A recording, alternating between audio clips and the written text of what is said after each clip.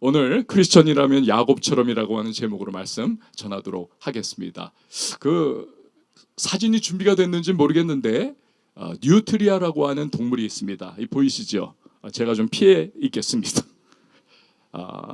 설치류예요. 쥐와 같은 그러한 설치류입니다. 이빨이 이렇게 툭 튀어나왔고 머리에서 꼬리까지 1m가 넘는 굉장히 징그러운 동물입니다. 혐오 동물이에요. 저게 이제 한국으로 이제 수출이 됐습니다. 그러니까 한국에서는 수입이 된 거죠. 외래종이에요. 근데 전혀 이 뉴트리아라고 하는 요 설치류 요 동물이 하여튼 농작물을 얼마나 갉아먹는지 모릅니다. 막아도 열로 들어가가지고 긁어먹고 저기로 긁어먹고 1년 농사를 다 망쳐버리는 거예요. 잡으려고 해도 이 녀석이 얼마나 피해 다니고 얼마나 꾀를 부리는지 이 농부들이 정말 죽겠다는 겁니다. 이거 어떻게 좀 다 그냥 퇴치할 수 있는 방법이 없느냐. 이게 우리 대한민국의 농부들의 1순위였던 때가 있었습니다. 뉴트리아 좀 어떻게 박멸을 해주세요. 패스트 컨트롤 이걸 해주십시오. 그런데요, 어느 날 신문을 보다가 뉴트리아에 대한 기사가 하나가 실렸습니다.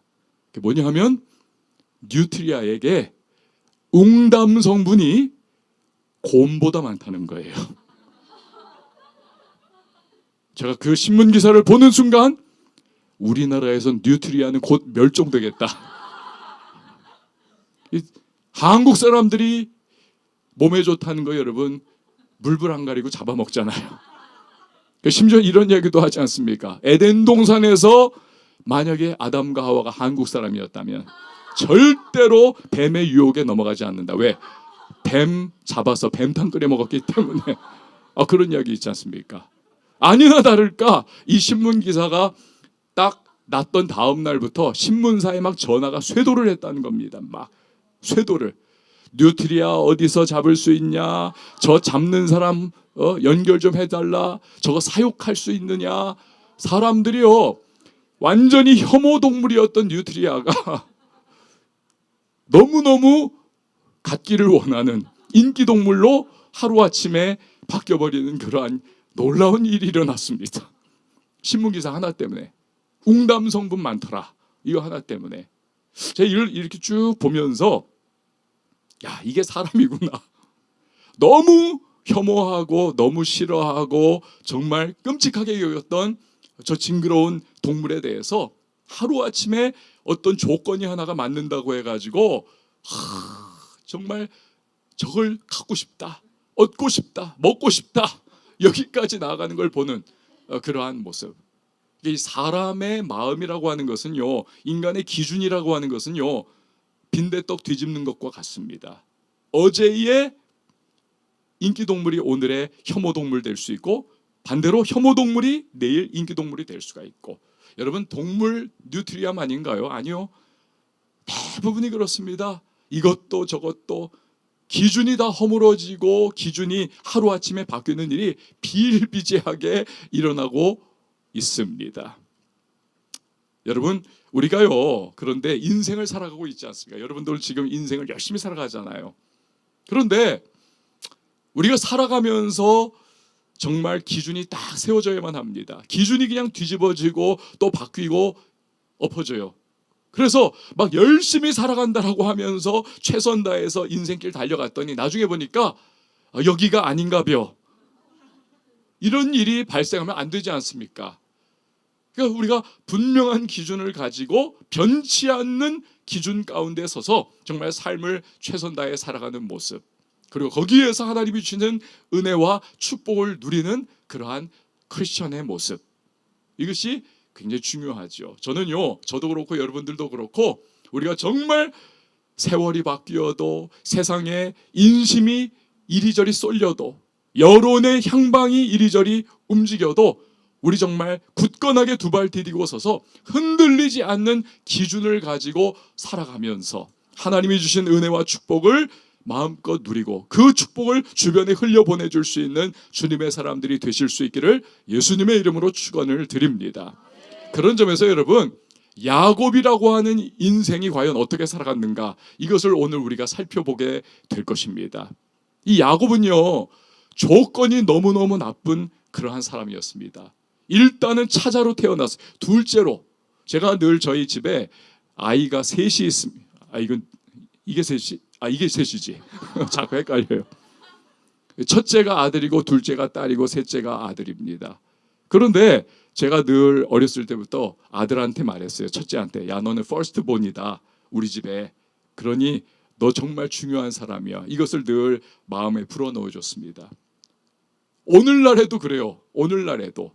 그런데 수천 년 전에 고대 사회, 그것도 유대인들 사회에서는 여러분 퍼스트 본, 그 첫 번째 아들, 장자는 너무너무 중요한 의미를 가지고 있었습니다.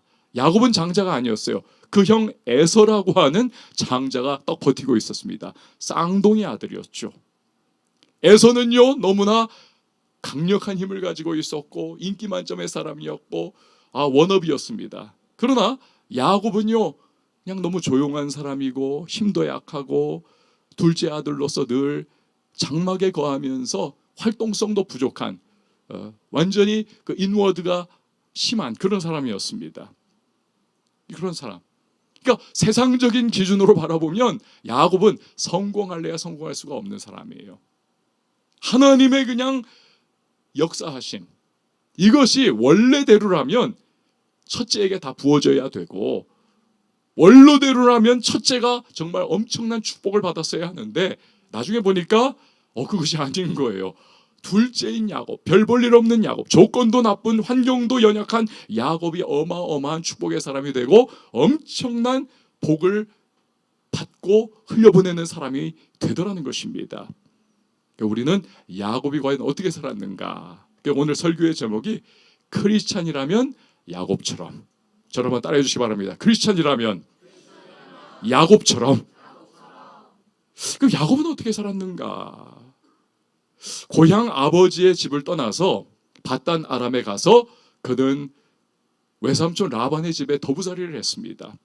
그러나 수십 년 동안 그곳에서 외삼촌 밑에서 살아갔던 그가 어마어마한 거부가 되었습니다. 그리고는 금의 환영을 하는 겁니다. 여러분, 금의 환영이라고 하는 이 어려운 단어를 아십니까? 잘 돼가지고 집으로 돌아오게 됐다는 거예요.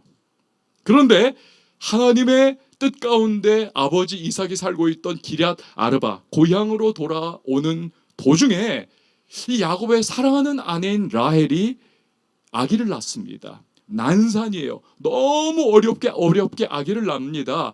그러면서 이 아기를 낳는 과정 속에 진이 다 빠지고 너무나 고통에 빠져서 이 라헬이 죽습니다. 죽으면서 이 아기의 이름을 저요, 베논이라고. 야, 너는 베논이야. 그리고 죽어버렸어요. 근데 아버지 야곱이 그 베논이의 이름을 베냐민이라고 이름을 바꿔버립니다. 베논이에서 베냐민으로. 왜 엄마 라헬이 이 아기의 이름을 베논이라고 했을까? 이 베논이는요, 슬픔의 아들, 고통의 아들이라고 하는 의미를 가지고 있습니다.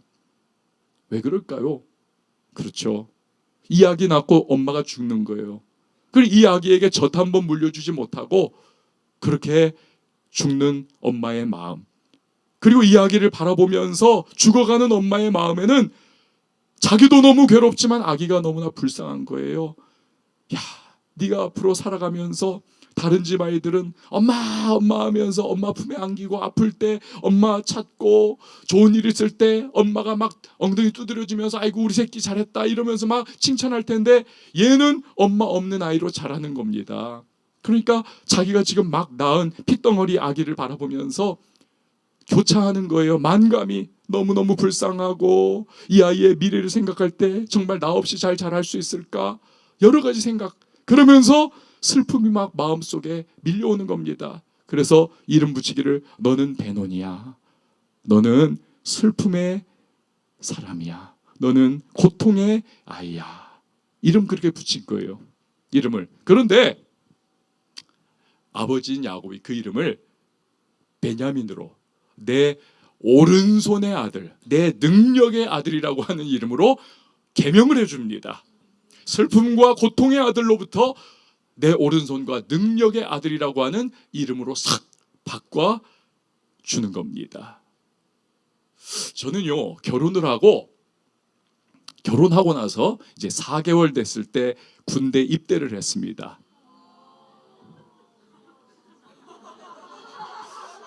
이 반응이 뭐야 이거? 근데 맞아요, 사실. 결혼하고 나서 이제 남들은 이미 군대 갔다 와가지고 다 이제 뭐 그러다가 이제 결혼하는데 저는 거꾸로였습니다. 제 아내를 빨리 결혼을 먼저 하지 않으면 누군가에게 뺏길 것 같아. 그래가지고 초등학교 커플이었던 제 아내를 하여튼 같은 교회에서 자라났어요. 반응이 너무 좋아가지고. 네. 그래가지고 제 아내를 하여튼 빨리 결혼을 했습니다. 그리고 나서 군대를 들어갔어요. 뭐 결혼했으니 끝난 거예요. 이제는 뭐 그래서 잘 기다리라고 그러면서 군대 입대를 했습니다. 그런데 군대 입대하고 나서 이제 나중에 아내가 이제 허니문 베이비가 이제 생겼어요. 그래가지고 아기를 낳겠다는 겁니다. 그러니까 혼자 낳기 어려우니까 빨리 휴가를 받아가지고 같이 아기를 받자는 거예요. 그래서 부대에 이야기를 했더니 오케이 해가지고 이제 나왔습니다. 그런데 며칠 정도 휴가를 줬는데 하루가 지나도 이놈이 안 나옵니다. 이틀이 지나도 안 나옵니다. 3일이 지나도 안 나옵니다. 마지막 이제 내일이면 다시 부대로 복귀를 해야 합니다. 근데 그때까지 안 나오고 엄마 뱃속에서 자꾸 놀고 있는 거예요. 이러면서 아기가. 그래가지고 야 이거 큰일 났다. 우리 아내도 초조한 거예요. 내일이면 남편이 군대 가는데 그럼 나 혼자 아기를 낳아야 되는데 막 이러면서 너무 둘 다 마음이 어려웠어요. 그래서 이 아내를 이렇게 눕혀놓고 제가 배 이렇게 불룩 나온 배 위에다가 안수기도를 했습니다. 하나님 오늘 밤에 나오게 하여 주시옵소서 막 기도를 막 열심히 세게 하고 아내에게 믿음의 선포를 했습니다. 오늘 밤 나온다. 믿자. 그리고 나서 이제 너무 피곤해가지고 이제 잤어요. 이렇게 자다가 어느 시간이 됐는데 갑자기 제 아내가 저를 막 치더니 깨우는 거예요. 왜 그러냐 그랬더니 배가 아프다는 거예요. 그래가지고 저는 이 어리석은 남편이 아무것도 모르는 남편이 하는 말, 배 아프면 빨리 화장실 가라고. 그랬더니 그 배가 아니라는 겁니다. 그제서야 정신이 번쩍 드는 거예요. 그래가지고 막 택시를 잡아 타고 산부인과를 갔습니다.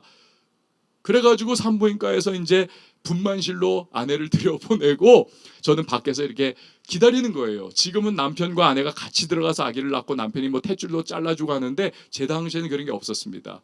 그냥 아내 혼자 들어가서 아기를 낳는 거예요. 그럼 남편은 밖에서 그냥 덩그러니 기다려야 하는데 그 시간이 너무 지루하지 않습니까? 그래서 기도도 하다가 TV도 보다가 이러고 있었는데 갑자기 어느 순간 저는요 그냥 아기는 분만실 들어가면 별 어려움 없이 날 줄 알았어요. 이 웬일입니까? 분만실에서 갑자기 어떤 여자가 제 아내가 아니라 어떤 여자가 으악 나 살려 막 이러면서 남편 욕도 하고 너 때문에 내가 이 고생한다 막 이러면서 막 욕을 하는 거예요. 그제서야 막 제가 정신이 번쩍 들었습니다. 야, 애 낳는 것이 이렇게 고통스러운 거구나. 그때부터 제가 막 매달려가지고 하나님 우리 아내는 저 여자처럼 저렇게 고생하지 않게 하여 주시옵소서. 남편도 없이 지금까지 남편 군대 보내놓고 혼자 뱃속에서 이렇게 임신 9개월까지 배불러 지금 있었는데 아기도 어렵게 낳으면 얼마나 억울하겠습니까. 하나님 우리의 불쌍한 처지를 좀 헤아려 주셔서 순산케 하여 주시옵소서 하면서 막 기도를 열심히 했어요. 그런데요 하나님께서 우리의 처지를 너무나 가여이 여기셨는지 순산을 할 수 있도록 해주셨는데 제 아내의 이야기가 이렇습니다. 나중에 아기 낳고 나서 여러분 뭐 대부분이 아직 결혼을 안 했으니까 아기 낳을 때 사실 뱃속에 있는 아기도 엄마를 도와줘야 한다는 거 아시나요? 이 엄마가 막 이제 랜덤으로 막 진통이 막 옵니다. 막 진통이 처음에는 느리게 나중엔 빠르게 막 탁탁탁 오다가 결국에는 이제 양수가 탁 터지는 순간이 오는데 그 순간에 이 아기도요 마치 슬라이딩을 하는 것처럼 딱 그 순간에 엄마 뱃속에서 나오면 그게 제일 잘 낫는 거예요. 아기 힘들지만 그럼에도 불구하고 그래서 엄마와 아기가 딱 박수도 마주쳐야 소리가 나듯이 합이 딱 맞아야 아기가 제일 그나마 쉽게 낳는 건데 우리 아기가 그렇게 낳았다는 사실. 양수가 딱 터지면서 아기가 그냥 딱 수영 점프하듯이 튀어나왔다는 거예요. 그래서 제 아내가 너무 감사해가지고 아기 난 바로 그 순간 했던 말, 할렐루야. 할렐루야. 여러분, 산모 중에서 아기 낳자마자 할렐루야 한 사람 손 들어보세요. 없습니다. 제가 지금까지 물어본 사람 중에서는 없었어요. 제 아내가 유일했습니다. 할렐루야에서 아기를 낳았어요. 그래가지고는 하여튼 그렇게 아기를 낳고 저는 군대로 다시 이제 들어갔던 그러한 일이 있습니다. 근데 제가 이 이야기를 왜 드리냐 하면 제 이름에 얽힌 이야기입니다. 제가 어제 말씀드리기를 제 이름을 할아버님이 지어주셨고 요나라고 하는 이름이 너무 별로 안 좋았더라. 아버님도 싫어했더라. 그 이야기를 여러분 기억하시는지 모르겠습니다만 하여튼 이름이 그래요. 근데 저는 어렸을 때부터 이름이 좀 싫었어요. 왜냐하면 친구들이 저를 늘 놀리기를 제가 요나니까 제 별명을 붙일 때 늘 고래밥이라고 붙였었습니다. 그 당시에 고래밥 과자가 굉장히 인기 있었어요. 그 고래밥. 그게 늘 마음이 너무 싫었어요. 그런데 이제 이 이름이 또 이제 여기서 문제가 된 겁니다. 이 간호사가 이제 아기를 낳고 나서 이렇게 데리고 나와요. 어쨌든 그러면서 이제 말하기를 아무개 아기 아빠 누구님 여기 아기 있어요. 이렇게 이제 부르잖아요. 그 당시에 제가 제 아기 우리 아기 이름을 재전이라고 길재전이라고 이름을 붙였습니다. 그럼 간호사가 저를 부를 때 어떻게 해야 하면 재전 아기 아빠 길요나님 이렇게 저를 불러야 하는 거예요. 그렇죠? 재전 아기 아빠 길요나님. 근데 이 간호사가 부르기를 요나 아기 아빠 길재전님. 그러니까 왜 그러냐 하면 재전이라고 하는 이름이 어른스럽고 요나라고 하는 이름이 너무나 애기스러워요. 그래가지고 제 이름이 갑자기 재전이가 됐고 애기가 요나가 돼버렸습니다. 하루아침에 제가 신생아가 돼버리고 만 거예요. 이런 거. 그래가지고는 이름 때문에 제가 스트레스를 굉장히 많이 받았던 그러한 상황입니다. 이름 때문에. 요즘도요 그래요. 요즘도 믿지 않는 분들 중에서 뭐 이렇게 뭐 등기 우편 같은 거 이제 그 포스트맨이 와가지고 우편 배달부가 저한테 길요나님 뭐 이렇게 부를 때 저를 여잔 줄 알아요. 요나님, 요나 여잔 줄 압니다. 그래서 제가 이름 때문에 받는 스트레스가 요즘도 있어요. 나중에는 이름 바꿔야지. 제가 그 생각을 하고 있는데 여러분 이름이 좀 아이 이름 같고 여자 이름 같고 그래도 받는 스트레스가 적잖이 있습니다. 그런데 한번 생각을 해보세요. 여러분 야곱이라고 하는 인생, 이 야곱이가 있어서 평생 야곱은요 이름 때문에 괴로웠던 사람입니다. 엄마가 리브가가 아기를 낳을 때 쌍둥이 낳았잖아요. 에서와 야곱을 낳았는데 야곱이 둘째로 태어나면서 형 에서의 발 뒤꿈치를 붙잡고 태어났단 말입니다. 그때 아버지가 그걸 보고 나서는 이놈이 형의 발 뒤꿈치를 잡은 놈이야. 그래서 이름을 야곱이라고 졌습니다. 야곱이라고. 근데 이 야곱이라고 하는 발 뒤꿈치를 잡은 자라고 하는 이 이름에는 속이는 자, 남을 사기치는 사람, 남에게 시험을 주는 사람, 남을 넘어지게 하는 사람이라고 하는 온갖 안 좋은 의미는 다 그 이름 안에 묻어있는 이름이에요. 굉장히 부정적인 이름입니다. 네거티브한 거예요.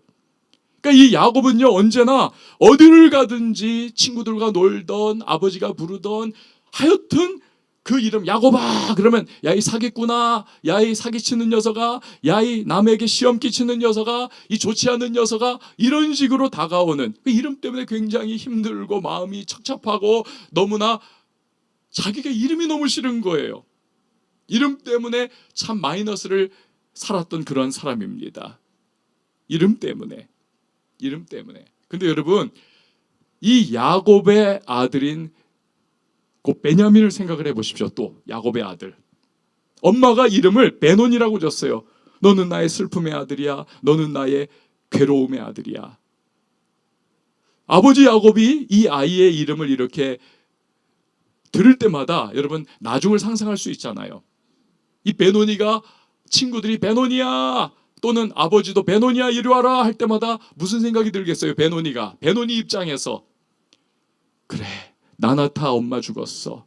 나는 엄마의 슬픔의 아들이야. 나는 엄마에게 고통을 끼친 아들이야. 나 때문에 엄마가 죽었어. 그러니까 굉장히 자기 자신에 대하여 그 이름을 들을 때마다, 접할 때마다 부정적인 감정과 자괴감과 죄책감, 이것이 이 베노니를 옥매고 사슬처럼 늘 그렇게 꽁꽁 묶고 다닐 거예요. 좀 뭔가 일어나가지고 앞으로 진취적으로 나가려고 하는 그 순간마다 야 베노니야, 그 소리만 들으면 그래, 나는 엄마 죽인 놈이지, 나는 괴로움을 끼친 놈이지, 나는 슬픔의 아들이지, 또 뒤로 물러설 수밖에 없는 겁니다. 예전에 제가 과천에서 목회를 했다고 했는데, 과천에서 목회를 할 때 우리 교회 부목사님 중에 한 사람의 이름이 외자였습니다. 훈이었어요. 훈. 그래서 제가 한 번은 밥을 먹다가 목사님, 그 이름이 외자인데 어떻게 그 이름은 어떻게 진 거예요? 라고 물어봤습니다. 근데 이 목사님이 굉장히 이렇게 소극적이고 이렇게 우울하고 이렇게 침체가 돼 있고 머리는 굉장히 브릴리언트했습니다. 한국에서 최고는 서울대학교 아닙니까? 여기에 뭐 여기는 맥길 대학이나 뭐 토론토 대학이나 뭐 미국은 뭐 하버드나 예일이나 프린스턴이나 뭐 이런 종류 그 급인데 서울대학교를 지원할 정도로 굉장히 명석했던 그러한 사람입니다. 그럼에도 불구하고 늘 부정적이고 사교성 제로, 완전 사교성 제로에 막 너무나 소극적이고 부정적이고 네거티브한 사람이었어요. 그래서 이분은 목회하기 어려울 텐데 어떻게 목사가 됐을까 궁금해가지고 이름이 물어봤어요. 어떻게 이름이 훈입니까? 그랬더니 전 거기 사연이 있더라고요. 불쌍한 사연이. 아버지가 목사님이었어요. 우리 이강환 목사님도 아버님이 목사님이고 저도 아버님이 목사님이었는데, 이분도 아버님이 목사님인데 아버님 목사님이 목회에 엄청나게 실패를 했습니다. 그래서 우울증에 빠져버렸어요. 두문불출하고 사람도 안 만나고 굉장히 부정적이 되어버렸습니다. 가족들한테도 신경을 안 써요. 아들이 태어났는데 이 목사님이 태어난 거예요. 아들이 이름을 안 붙여주더라는 거예요. 여러분, 아들이 태어났는데, 자식이 태어났는데 이름을 안 붙여준다, 내버려 두는 거, 그러니까 얼만큼 그 아버지가 다운되어 있는지 아시겠잖아요. 그러니까 사모님인 엄마가 나라도 붙여야 되지 않겠는가 해가지고 아들 이름을 붙이려고 하는데 뭐라고 붙일까 하다가 그 당시에 제일 인기 있었던 만화 TV 드라마가 뭐냐면, 하여튼 있어요. 근데 그 만화 TV 드라마의 주인공 이름이 무엇이었을까? 훈이었어요. 훈. 그래, 너도 훈이 해라. 그래가지고 이름을 훈이라고 그냥 만화 주인공 이름 떡 붙여준 거예요. 그러니까 이 목사님은 어렸을 때부터 머리 좋죠. 인물도 그렇게 나쁘지 않아요. 조건은 괜찮은데 그 생각이 있는 거예요. 우리 아빠가 나 태어났을 때 이름도 안 붙여줬어. 우리 엄마가 이름 붙여준다고 한 게 기껏 그냥 만화 주인공 이름 나한테도 그냥 떡 붙여줬어. 이러한 부정적 그 생각이 딱 사로잡고 있으니까 이 앞으로 나가지를 못하는 겁니다. 주저앉고 그냥 늘 소극적이고 부정적인 마음. 이름이 굉장히 중요한 겁니다. 이름이. 여러분, 그렇기 때문에 야곱은요, 슬픔과 괴로움이 깃들어 있는 그 아들의 이름 대신에 진취적이고 힘과 능력이 있는 이름, 너는 베냐민이야, 내 오른손의 아들이야. 오른손은 히브리 사람들에게 힘이거든요. 능력이거든요. 넌 나의 능력의 아들이야. 너는 나의 기쁨의 아들이야. 나는 너를 볼 때마다 행복해. 그런 뜻과 의미를 가지고 있는 베냐민이라고 하는 이름으로 계명을 시켜주었던 것입니다. 이런 야곱을 보면서요, 우리가 오늘 설교의 제목이죠. 크리스천이라면 야곱처럼. 우리가 크리스천인데 어떻게 살아가야 할 것인가? 야곱을 통해서 그걸 발견하는 거예요. 어떻게 살아가야 할 것인가? 그것은 은혜 받은 자가 은혜를 흘려보낸다.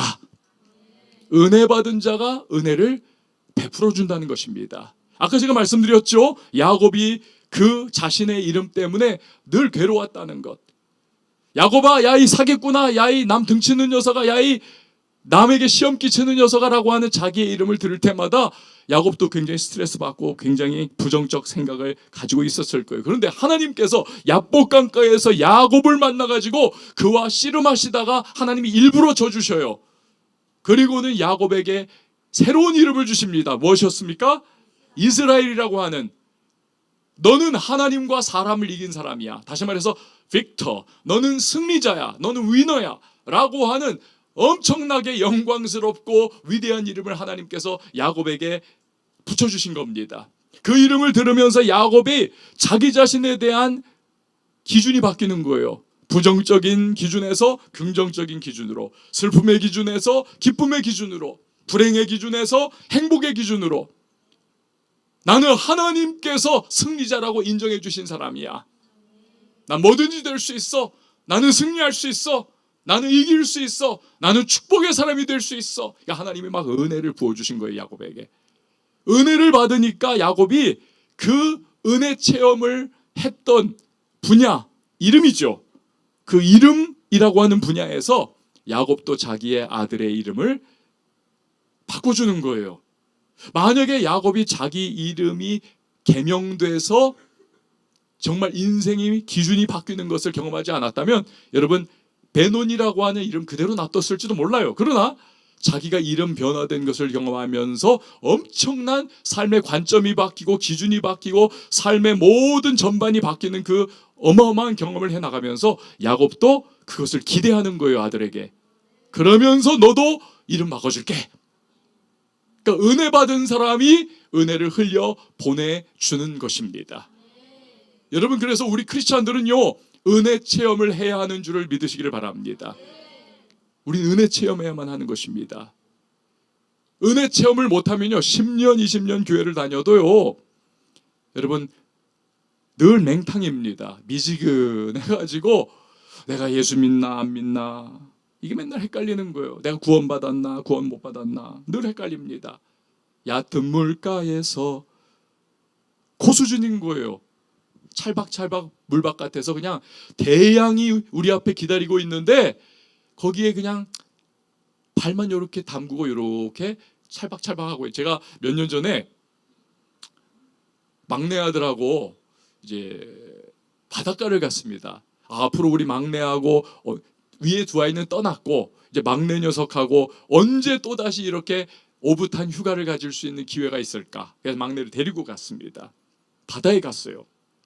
근데 제가 조금 나이가 있다 보니까 막내 녀석이 막 거기서 헤엄을 치고 수영하고 있는데도 물에 들어가기가 싫은 겁니다. 귀찮은 거예요. 그래가지고 그냥 물 바깥에서 이렇게 있다가 보니까 저희 아들이 이렇게 물속에 들어갔다 나왔다 하는 그 모습을 보는 순간 갑자기 퍼뜩 그 생각이 드는 거예요. 야, 내가 앞으로 언제 또다시 우리 막내 막둥이하고 이렇게 수영을 할 수 있는 시간이 있을까? 이 시간이 너무 귀하다. 그 생각이 들면서 이래서는 안 되겠다. 얘하고 같이 놀자 해가지고 근처에 문방구에 가가지고요, 요 숨 쉬는 고 있잖아요.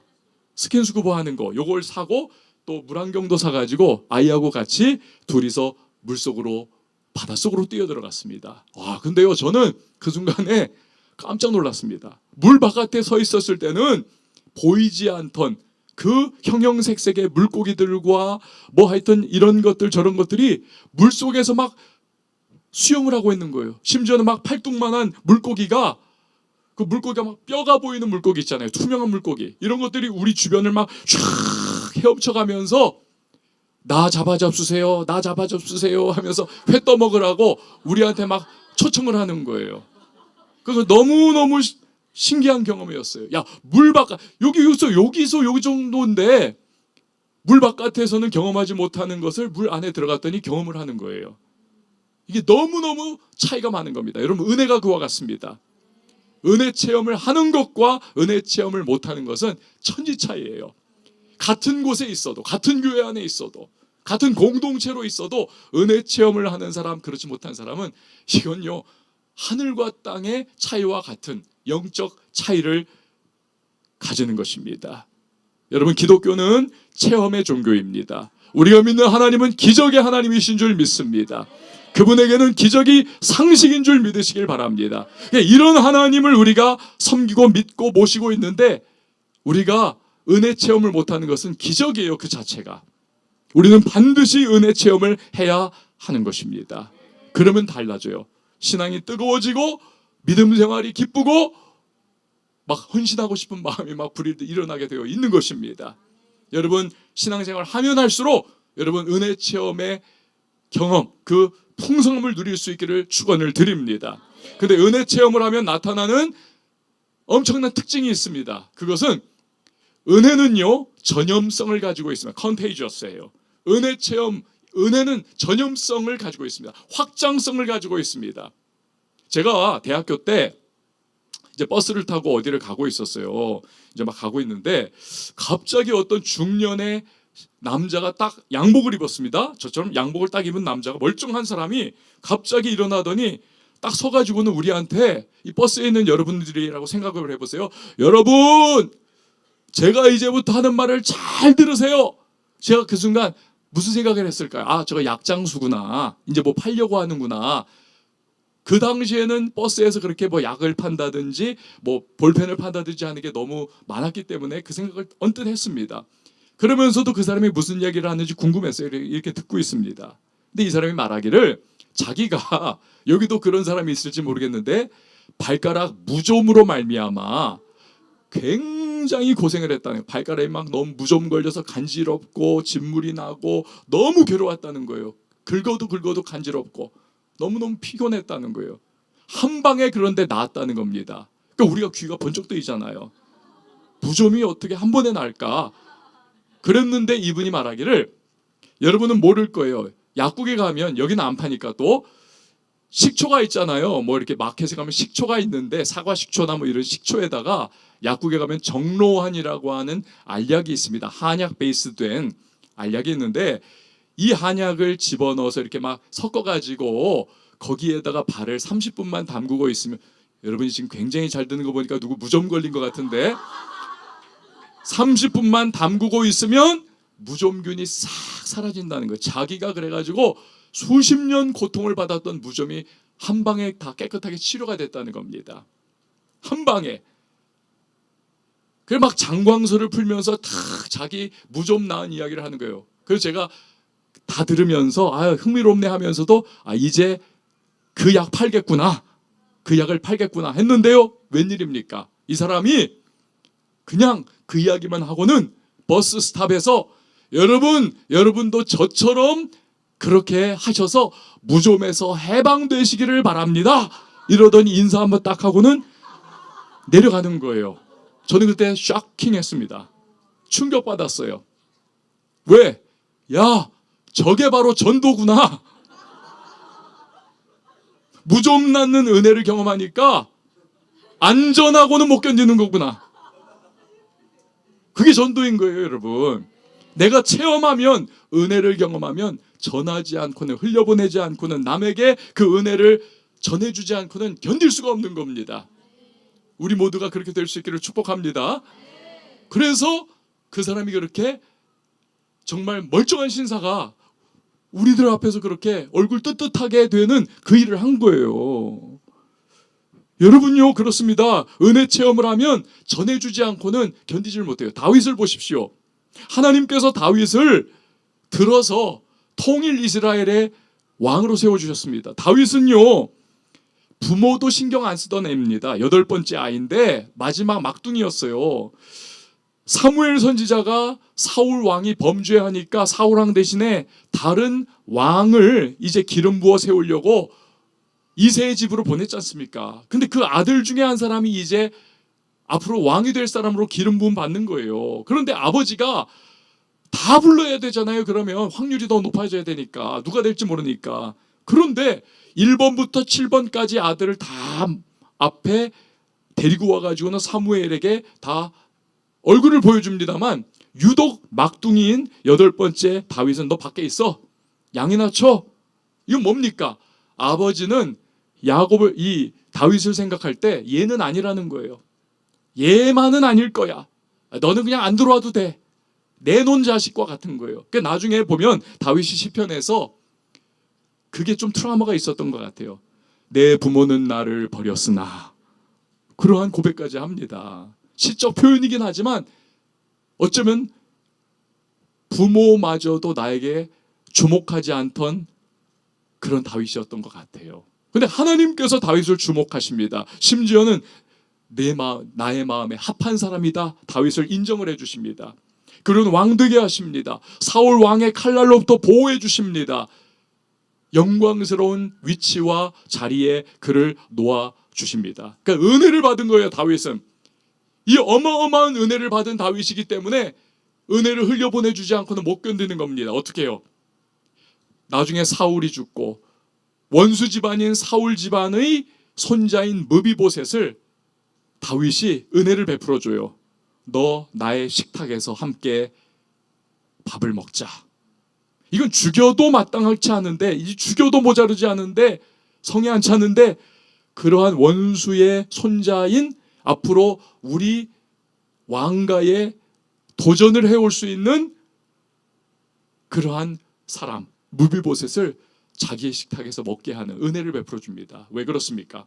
자기가 은혜를 너무너무 충만하게 받았기 때문에 그 은혜를 흘려보내 주는 겁니다. 예수님께서 베드로에게 이제 제자들의 발을 씻겨주잖아요. 세족식을 해줍니다. 그리고 나서 베드로가 예수님 내 발만큼은 못 씻기십니다. 그러자 한번 쥐어받고는 야, 내가 너 안 씻겨주면 너 나하고 상관없어. 그러자 내 발뿐만이 아니라 나 목욕도 시켜주세요. 얘는 꼭 오바를 해요. 이렇게 이 베드로가. 그랬더니 이미 씻은 사람은 발만 씻으면 돼. 그리고 나서는 발 씻어 주십니다. 그리고 하는 말이 뭡니까? 너도 이와 같이 앞으로 해라. 받은 은혜를 너도 주변에 흘려보내라는 겁니다. 받은 은혜를 흘려보내는 거예요. 그게 성경의 내용인 겁니다. 여러분, 야곱은 이스라엘이라고 하는 이름을 받았습니다. 어마어마한 은혜를 받은 거예요. 그래서 자기 아들의 이름을 베노니에서 베냐민으로 바꿔줍니다. 은혜 받은 사람이 살아가는 게 바로 그렇게 살아가야 하는 것입니다. 그러니까 여러분, 은혜를 많이 받으시길 바라요. 그렇지만 그 은혜를 나만 킵하고 있어요. 안 된다는 것입니다. 은혜 받은 사람은 그 은혜를 흘려보내야 합니다. 교회 안에 흘려보내고, 주변에 도움이 필요한 사람에게 흘려보내고, 하나님의 영광을 드러내는 일에 흘려보내고, 내가 정말로 중보의 기도로 흘려보내고 하면서 우리 받은 은혜를 내 주변으로 확장하는 사람, 그 사람이 진정한 은혜 받은 사람임을 기억을 하시기를 바랍니다. 이게 야곱의 첫 번째 모습. 크리스찬이라면 야곱처럼 뭐라고요? 은혜 받은 사람이 은혜를 흘려보낸다는 겁니다.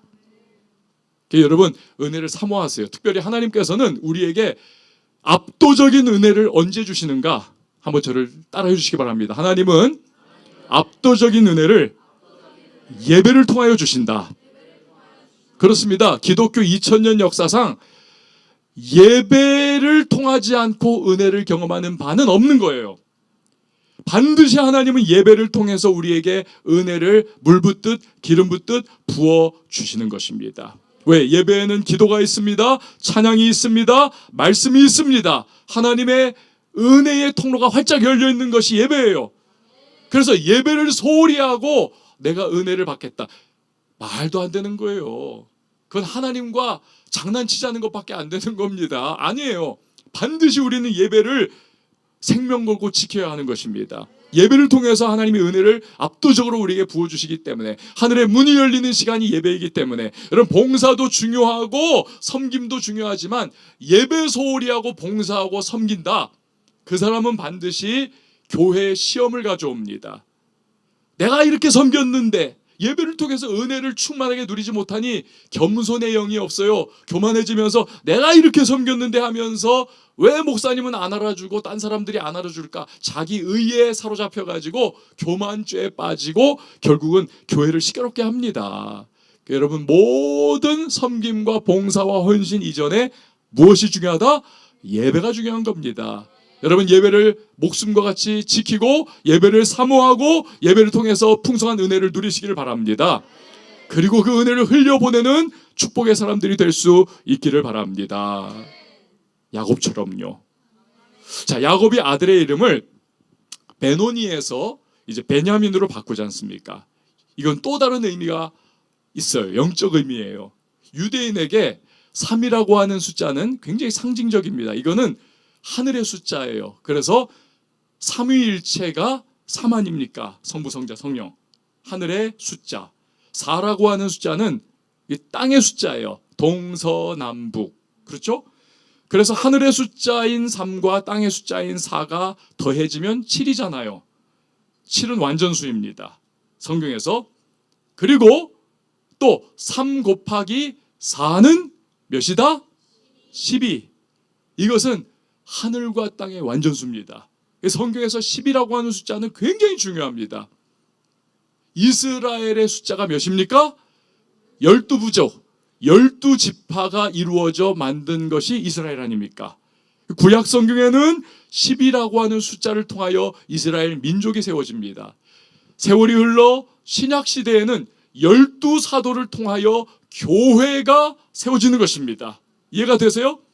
그래서 10이라고 하는 숫자는 이건 너무너무 중요한 숫자예요. 여러분, 지금 야곱에게는 아들이 11명 있었습니다. 요셉까지 11명을 낳았어요. 지금까지. 물론 11명도 숫자가 많아요. 축복을 받은 거예요, 이미. 그럼에도 불구하고 11이라고 하는 숫자는 아직 몇 개가 필요하다? 하나가 더 필요한 거예요. 12가 되기 위해서는. 하나님께서 아브라함과 이삭과 야곱을 통하여 세우실 12지파, 그 12지파가 이스라엘 민족을 이룰 것이고, 이스라엘 민족을 통해서 나중에 교회가 세워질 것이고, 교회를 통해서 나중에 세계 만방이 예수 그리스도의 사람들이 되어 구원의 백성이 될 터인데, 그 흐름 속에서 야곱에게 12아들이 필요한 겁니다. 그런데 11아들까지 지금 있는 거예요. 하지만 이제 아내 라헬이 죽으면서 낳은 아들, 이 막둥이 베냐민으로 말미암아 12번째 아들이 완성이 되는 겁니다. 성령께서 감동을 주셨던 것 같아요. 슬픔 속에서도 아내가 죽었어요.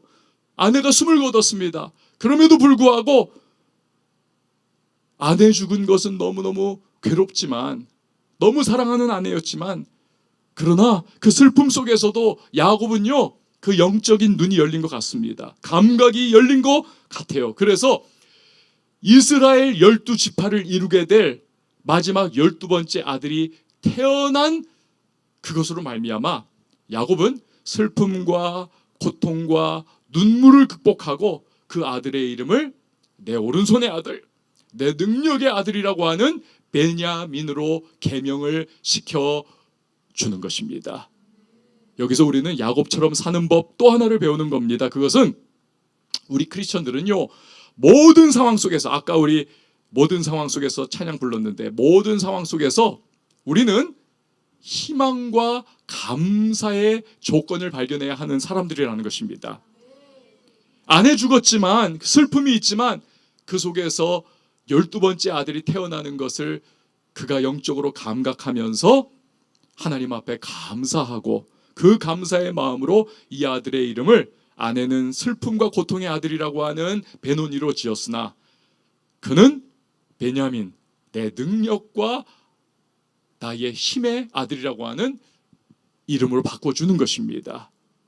여러분, 그렇습니다. 하나님은요, 합력하여 선을 이루시는 하나님이신 줄 믿으시기를 바랍니다. 그러니까 이런 좋으신 하나님께서 누구와 함께 하신다? 나와 함께 하신다. 나와 함께 하신다. 그러니까 우리는요, 슬픔을 당해도, 고통을 당해도, 괴로움을 당해도, 세상 사람들이 그건 저주야 라고 하는 일을 당해도 우리는 저주가 변화하여 축복이 될 것이고, 슬픔과 아픔과 고통이 변화하여 반드시 기쁨이 축복이 되는 줄 믿으시기를 바랍니다. 우리 교회의 어떤 권사님께서 금요철야를 오시다가 그 교통사고를 당하셨어요. 그래가지고는 이게 병원에 누워 계신 겁니다. 우리 교회에서 정말 열심히 정말 기도하시고 목사를 위해서도 중보 열심히 하시는 분이었어요. 그래서 제가 이제 그 다음 날 이제 신방을 갔어요. 병원으로 찾아뵀어요. 그랬더니 권사님이 이렇게 누워 있다가 담임 목사가 찾아오니까 아픈 몸이 끌어가지고 겨우 일어나 앉아요. 권사님 어떻게 된 거예요? 그랬더니 권사님이 그 얘기를 하십니다. 야, 참 그런 일도 있더라고요. 이 권사님이 돈이 너무 없는 집이에요. 택시를 타고 다닐 수가 없어요. 그런데 이 권사님께서 교회에 오는데, 금철 오는데, 이 금철 예배에 너무 참석이 막 간절한 마음인데 일하다 보니까 시간이 없어요. 늦었어요. 그래가지고 돈 없음에도 불구하고 택시를 탄 겁니다. 이분에게 택시 타는 건 되게 큰 일이에요. 택시를 탔어요. 그 귀한 돈 내고 택시를 타고 오다 보니까 이분이 택시기사를 전도하고 싶었던 거예요. 그래가지고는 근데 택시 타자마자 천국 지옥이 있습니다. 예수님 믿으세요. 그렇게 말할 수는 없지 않습니까? 그렇죠. 그 굉장히 이상한 거잖아요. 시츄에이션이. 그래가지고 이 권사님이 이제 인사말도 하고 분위기 부드럽게 만들고 서로 간에 대화가 오고 가가지고 그래야 이게 뭔가 말이 들어가잖아요. 그래서 기사님 오늘 날씨가 좋네요. 좋습니다. 어떻게 오늘 하루 종일 운전하셨는데 지금 이 밤인데 피곤하시죠? 아유 좀 피곤하네요. 아이고 그래도 운전해서 저 같은 사람도 태워다 주시니 너무 고마워요. 이러면서 막 죽어가는 대화 속에 분위기가 이제 무르익었어요. 그래가지고 이제 권사님이 눈치를 보다가 이제는 됐다 해가지고 이제는 딱 이야기를 하기를 근데 기사님 천국과 지옥이 있는데요. 요 이야기를 딱 하는 순간 지금까지는 너무나 좋은 아저씨 인상으로 말도 받아주고 미소 지으면서 대화도 하던 이 기사님 얼굴이 갑자기 마귀 얼굴로 딱 바뀌더니요. 그런 말 하지 마세요. 너무 무섭게 그렇게 딱 자르더라는 거예요. 이 권사님이 딱 겁을 먹었습니다. 알았어요. 더 말 안 할게요. 그 부들부들 이렇게 마음이 쪼그라들어가지고 뒷자리에 이렇게 앉아 있었어요. 근데 이 마귀상된 이 기사님이 갑자기 그때부터 이게 어떻게 잘못 돌아가 버렸는지 운전을요. 여러분 택시기사들은 대한민국에서 운전 제일 잘하는 분들이십니다. 물론 좀 위험하기도 하지만 그래도 자신이 있는 거예요. 운전을 잘하는 분들인데 갑자기 여기는 차도로고 여기는 인도잖아요. 사람들 다니는. 갑자기 인도로 그냥 탁 튀어 올라오더니요. 운전을 해가지고는 여기 전봇대가 있었는데 전봇대를 그냥 콱 들이받더라는 겁니다. 있을 수 없는 일이 일어난 거예요. 있을 수 없는. 차가 차를 받는 게 아니라 갑자기 여기 보도블록을 튀어가지고 올라와가지고는 여기 서 있는 콘크리트 시멘트로 되어 있는 그 전봇대를 들이받았어요. 대형 사고가 난 겁니다. 본네트가 막 열리고 막 난리가 나고 그래가지고는 병원에 실려서 이렇게 누워 있었던 거예요. 근데 제가 가가지고 신방해드리고 이야기해드리고 했는데 권사님이 눈물을 흘리면서 목사님 그래도 저는 너무 감사해요. 감사하다는 거예요. 권사님 뭐가 그렇게 감사하세요? 세 가지가 감사해요 목사님. 이거 죽을 뻔했는데 이 정도로 끝난 게 너무 감사해요. 두 번째는 목사님 제가 연초에 올해 시작하면서 성경 많이 읽겠다고 했는데 성경을 별로 못 읽었어요. 근데 여기 입원을 해가지고 하나님께서 성경 많이 읽을 시간을 주어서 너무 감사해요. 세 번째는 목사님 저 멀리서 설교할 때만 이렇게 봤는데 목사님이 저한테 와가지고 가까이서 얼굴과 얼굴을 맞대고 이렇게 대화할 수 있고 기도해 주시니까 너무 감사해요. 그러면서 눈물을 주르르 흘리는 거예요. 그러니까 얼마나 그게 감동적입니까? 예수 안 믿는 불신자들은 얼마나 비웃겠어요. 그 교회 간다고 하다가는 재수없게 사고가 났네 저거 그렇게 비웃을 것이고 예수 믿어도 교회 다녀도 믿음이 그냥 나이롱진다면 시험 들어가지고 나 앞으로 교회 안 가. 하나님 있으면 나 이렇게 시험 들게 만들겠어? 이러면서 얼마든지 말할 수 있는 상황인데도 이분은요 감사의 조건을 찾는 겁니다. 이래서 감사 저래서 감사 요래서 감사. 제가 목회를 하다 보니까요 여러분 잘 살고 모든 것이 다 편안하고 건강하고 돈 많고 그런 분들이 감사하는 게 아니더라고요. 오히려 그런 분들은 내가 잘해가지고 그냥 뭐 이렇게 잘 사는 거지 뭐 이런 유혹에 빠질 수가 있어요. 그럴 시험 들 수 있는 요소가 다분합니다.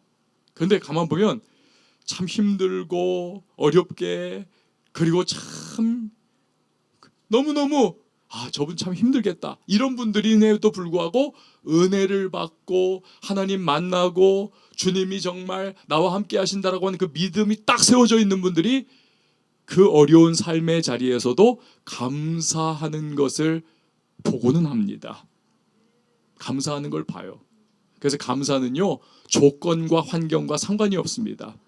내가 믿음이 있느냐 없느냐로 감사가 판가름이 나는 거예요. 감사가. 가끔은요, 그런 분들을 보면은 제가 마음속에 우러나는 기도가 있어요. 하나님, 진짜 이분은 너무 축복해 주세요. 이분 정말 축복해 주셔서 이렇게 정말 힘들고 어려운데도 하나님 앞에 감사하는 이분, 주님 정말 하나님 살아계심이 이분을 통해서 드러나는 그러한 축복의 사람 되게 해주세요. 기도가 우러납니다. 근데 한편으로 어떤 분들을 보면 진짜 뺀질거리고 나이롱 신자에다가 참 속이, 이분만 보면 속상해요. 그러면 하나님, 이분은 다리 몽댕이를 똑 부러뜨려서라도 좀 제대로 믿게 해주세요. 한 다리 몽댕이를 하나님 좀 똑 부러뜨려서라도, 거기까지 기도하려고 하다가 그래도 목사가 그렇게까지 기도하면 안 되지 그래가지고 그 기도는 안 해요. 근데 너무 상반되고 대비되는 그러한 분 아닙니까? 여러분, 여기 오늘 있는 우리 모든 우리 두란노의 성도님들은 우리 이강화 목사님께서 기도할 때마다 여러분들을 떠올리며 기도하면 하나님, 우리 아무개 성도님 정말 하나님 살아계심이 드러나는 인생 살 수 있도록 복을 허락하여 주시옵소서. 여러분, 이 기도를 우리 목사님이 하는 우리 성도님들이 다 되실 수 있기를 바랍니다. 여러분, 살아가기가 참 어려운 때예요. 그러나 여러분, 감사의 제목, 감사의 조건을 찾으십시오. 먼저 선제적으로 감사하세요. 그러면 하나님께서 그 감사를 통하여 역사해 주실 것입니다. 축복해 주실 거예요. 야곱이 그랬던 겁니다. 감사하는 인생이에요.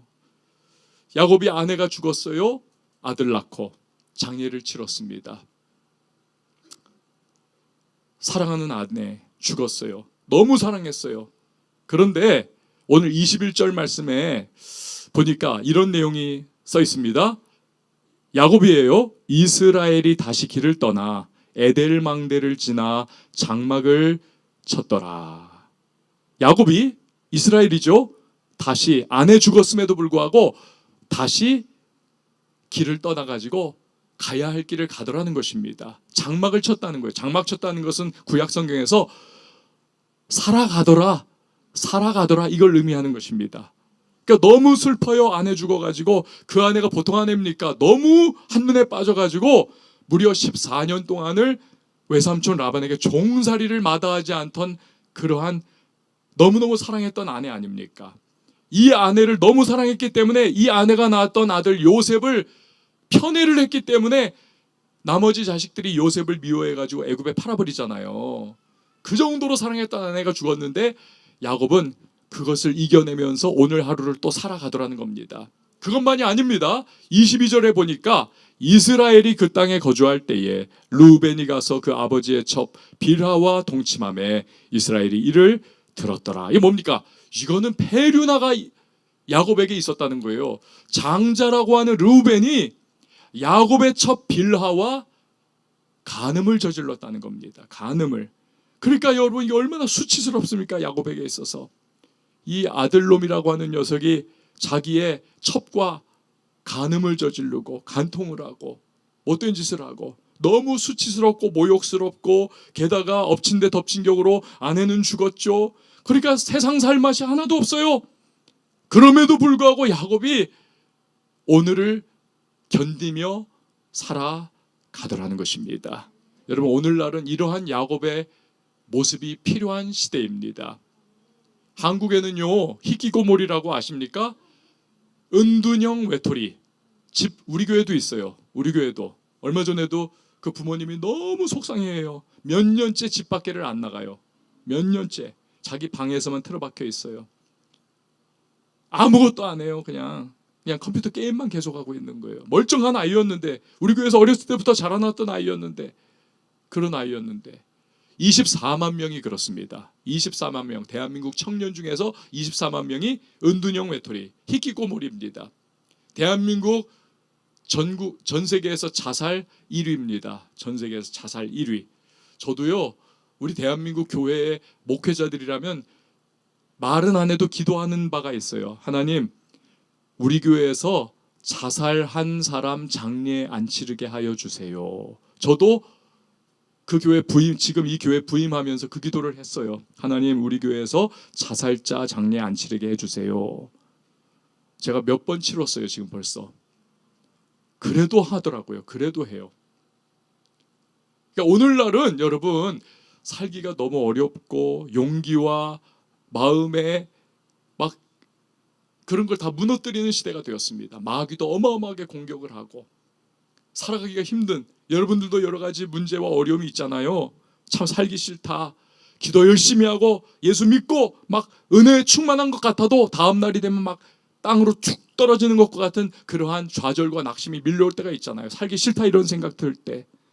그런데요, 하나님께서는 에스겔 선지자를 통해서 이렇게 말씀을 하십니다. 너는 피투성이라도 살라. 다시 이르기를 너는 피투성이라도 살라.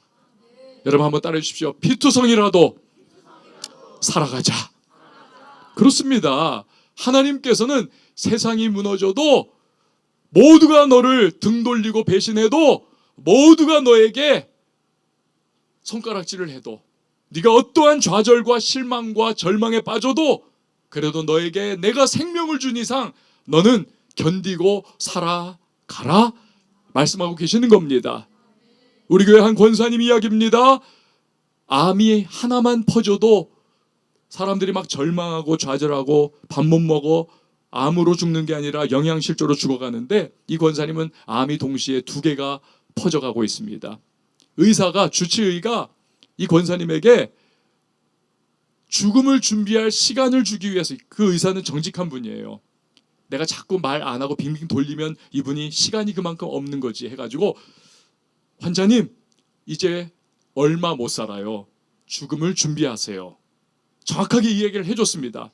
근데요, 이 권사님이 그 순간 이 의사에게 소리를 빽 질렀어요. 내가 죽기는 왜 죽어요? 전능하신 하나님이 나와 함께 하시는데 하면서 소리를 빽 지르고 병원 원무과 가가지고 나 의사 바꿔달라고, 지금까지 함께 했던 의사 바꿔달라고. 왜? 나 믿음 떨어진다는 거예요. 이분은 믿음 분량이 있잖아요. 그 당시에 이분에게는 나는 하나님이 역사하시면 남들은 절망에 빠지는 2군데의 암이 퍼져나가는 일이 있어도 나는 하나님 나를 살려주실 수 있다, 그 믿음을 갖고 있었던 겁니다. 의사를 바꿔버렸어요. 여러분, 이 권사님이 어떻게 됐을까요? 돌아가셨으면 제가 이야기를 안 했겠죠. 살아나셨습니다. 완치가 됐어요.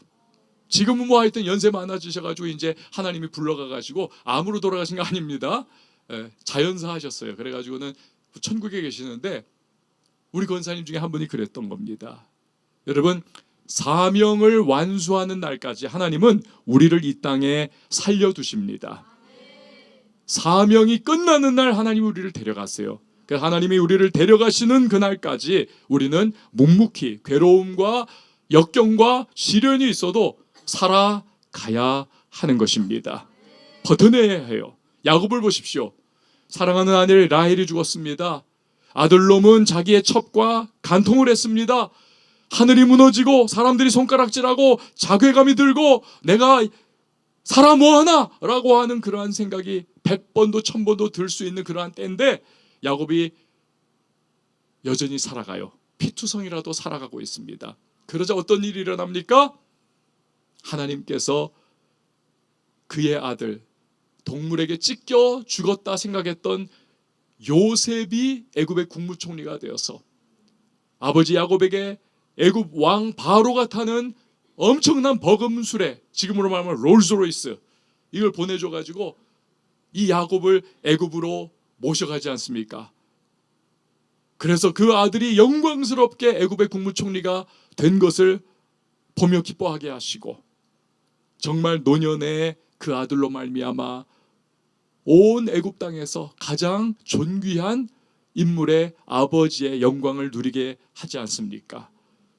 피투성이라도 살아있다 보니까 하나님이 그러한 믿음 가지고 주님 바라보며 견뎌내는 야곱에게 은혜를 베풀어 주시더라는 겁니다. 영광의 삶을 살게 해 주시더라는 겁니다. 저보다 여러분이 영어를 더 잘하시니까 이거 충분히 알겠죠. The best is yet to come. 최고의 날은 아직 오지 않았어요. 반드시 올 겁니다.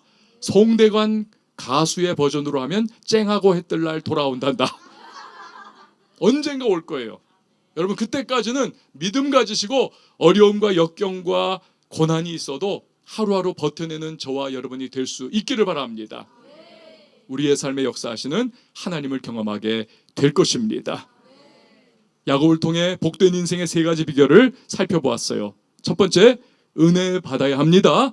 은혜 받은 사람은 그 은혜를 흘려보내는 겁니다. 두 번째, 크리스천은 모든 상황에서 감사를 찾는 사람입니다. 여러분 감사 제목이 없습니까? 아까 김경진 목사님께서 그 이야기를 하시더라고요. 방구를 껴도 감사합니다. 왜? 수술하면 여러분 방구가 나와야 수술 제대로 된 겁니다. 치료가. 방구 나오는 것으로도 감사할 수 있어야 해요.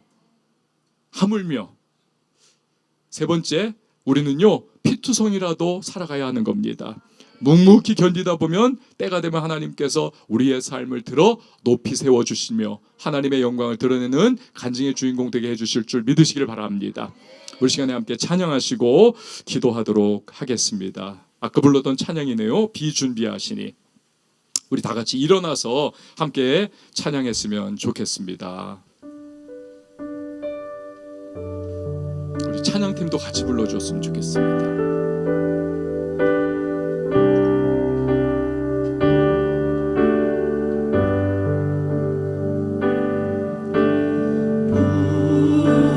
주는 위대하며 능력이 많으시도다. 그의 지혜 무궁하며 인자는 영원하도다.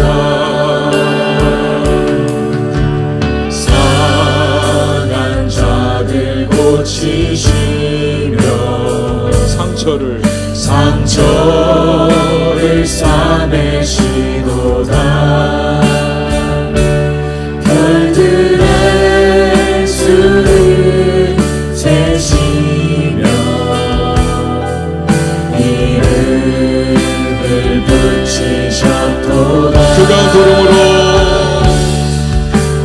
그가 구름으로 하늘을 덮으시며 땅을 위하여 이 준비하시니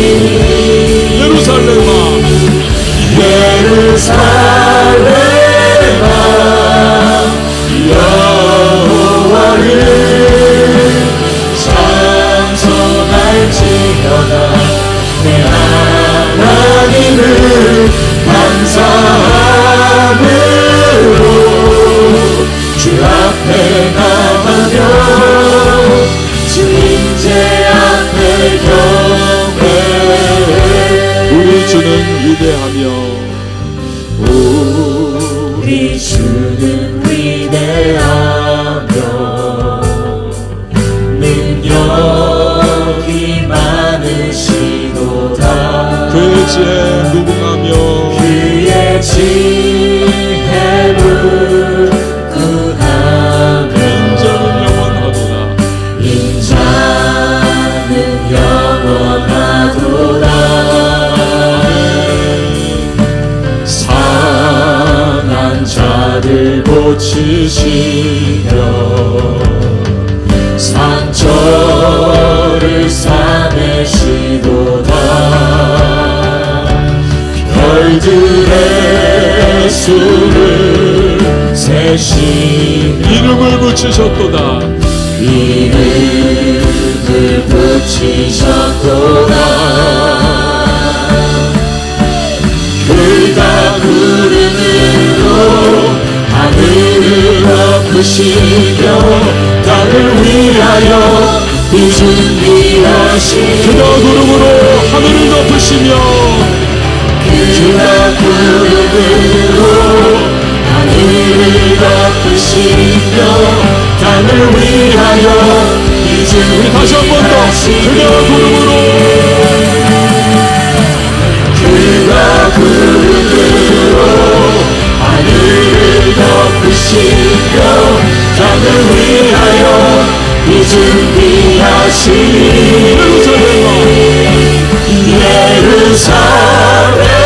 예루살렘아 여호와를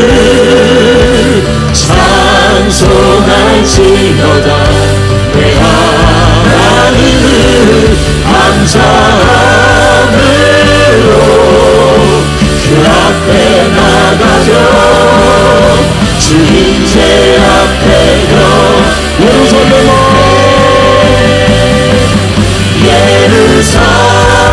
예루살렘아 여호와를 찬송할지어다 내 하나님을 감사함으로 그 앞에 나가며 주인제 앞에 마지막으로 찬양하십시다. 예루살렘아 여호와를 예루살렘아 여호와를 찬송할지어다 내 하나님을 감사함으로 주 앞에 나가려 주인제 앞에 여러분 이 시간에 같이 기도하며 나갈 때 크리스찬이라면 야곱처럼 살아야 하겠습니다. 은혜 받아야 하겠습니다. 주여 이 밤에 나에게 하늘의 문을 열어 은혜를 폭포수와 같이 부어 주시옵소서. 그리고 은혜를 내 안에 그냥 킵하는 것 아니라 그 은혜를 흘려보내는 주님의 사람 되게 하여 주시옵소서.